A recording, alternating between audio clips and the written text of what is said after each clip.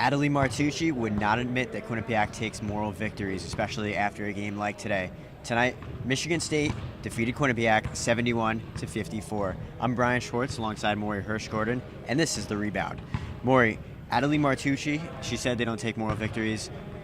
They really had nothing to take from the first half as they struggled with the 3-2 zone and the full court press. Not at all, Bryan. Quinnipiac comes out shooting 5 for 27 in that first half.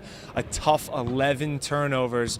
Just really tough time going against that Michigan State pressure. I mean, coming from a Big Five conference, a team that was in last year's Big Ten championship game, they know how to win big games. They have one of the best players in the country in Torrey Jankoska. Whether it's on the offensive side or defensive side, Michigan State gave Quinnipiac a ton of trouble. Quinnipiac really couldn't handle the ball that well. And not to mention, Quinnipiac 1 for 14 from 3. Shot selection wasn't good there, too. Yeah, it wasn't. But then in the second half, things started to turn around. Quinnipiac played a lot better, kept it closer. They cut it to 10 a couple times. What changed in the second half? I think Quinnipiac just started making shots, Bryan. I think they finished with six threes in the game, so that means they hit 5 in the second half. Morgan Mans, Adelie Martucci hit a couple big-time threes to get them down to 10 points, even to 11 a couple times. And I think Quinnipiac just was relaxed. They go into the locker room, they're like, hey, look, we're in a familiar spot.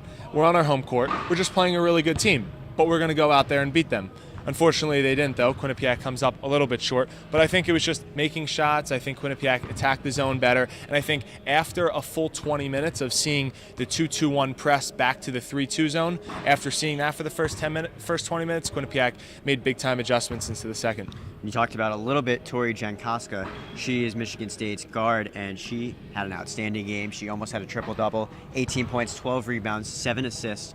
Why was she so dominant against Quinnipiac tonight? Well, I think Jankoska is dominant really against anybody out there. She's coming off a 37-point performance at home in a win against Oakland, and she translates that here in Hamden, 18 points, although 4 of 13 shooting, something Quinnipiac can be happy about. Jankoska grabs 12 boards, 7 assists, plays 37 minutes. Quinnipiac made its run when Jankoska wasn't on the court. When it got down to 11 points after it was 17 and Mans and Martucci banged 2 threes, and the Michigan State head coach has to call a timeout, Jankoska comes right back in and just she demands the ball, she controls the tempo, and she's, the go-getter from Michigan State. She controls everything for the Spartans.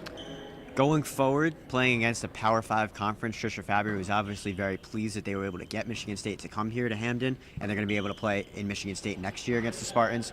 What can they learn from playing against a top team like Michigan State? Oh, Quinnipiac can learn a ton, Bryan. I mean, you have a Power 5 team come in your building, big bodies, long, athletic, but Quinnipiac has the same. Jen Fay's really good, Aaron McClure's really good. Paul Strautman, these are 6-foot players, with long wingspans, long legs. They're just not used to playing this night in and night out. And Trisha Fabry said this team has to learn to play 40 minutes from start to finish, because if you take out, the first quarter especially, Quinnipiac's right in this one. They only get outscored by 5 points in the last 3 quarters. So if Quinnipiac starts the game playing really, really well and doesn't give up some big-time shots and doesn't make, in my estimation, stupid decisions like Sarah Schuin did at the end of the first quarter, Quinnipiac's down just 15-6 and has a chance to cut the lead to 6, 7, or 8 points by the end of the first quarter. She chucks up a 3-pointer when Quinnipiac hasn't made one all quarter, a rush shot with 19 seconds left, hold the ball, and then worst case scenario, you're only down 9. She misses the shot. Jankoska comes down, walks into a long 3-pointer, bangs it, walks, down towards her bench, giving her team, a little support.